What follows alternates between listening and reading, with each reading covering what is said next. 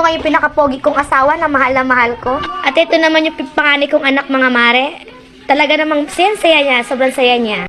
Ngayon lang siya mga mare sasakay ng barko. At dahil nga ni mga mare, malapit na kami sa pier ng Balanakan. At nandito na nga ni kami mga mare sa pier ng Balanakan. At pagpasensya nyo na mga mare kung medyo magulo ang aking pagbibideo. Ang hirap naman talaga mare kumapit ng camera, lalo na kung may ka pang pat. At hindi nyo nga rin mga mare natatanong, ay ngayon lang ulit ako sumakay ng barko. Simula na ako nakapag-asawa mga mare. Ay ako hindi po ulit nakakasakay ng barko. Ngayon pa lang mga mare.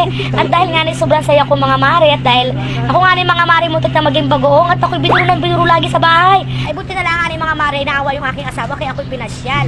Kaya nga rin mga mare, nagpapasalamat ako sa aking asawa dahil nga rin after 11 years, ngayon lang ulit ako nakasakay ng barko. Talaga naman mga mare, kasama ko pa ang aking pamilya.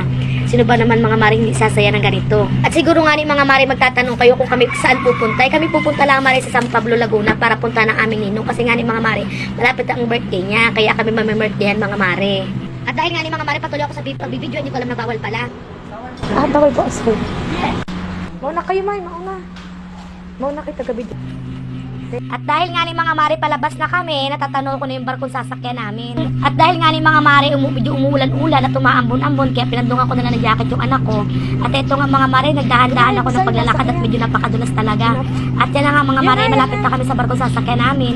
At ito nga mga mare, papasok na kami ng barko. Kaya ito, medyo magdahan-dahan ako mga mare dahil napakadulas talaga mga mare. Ito na kami guys sa barko.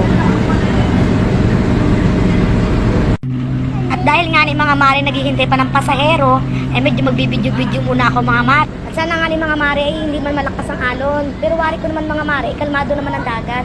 At bago nga ni kami umalis sa bahay mga mare, ay ako uminom muna ng bonamin. At ako nga ni mga mare malulain.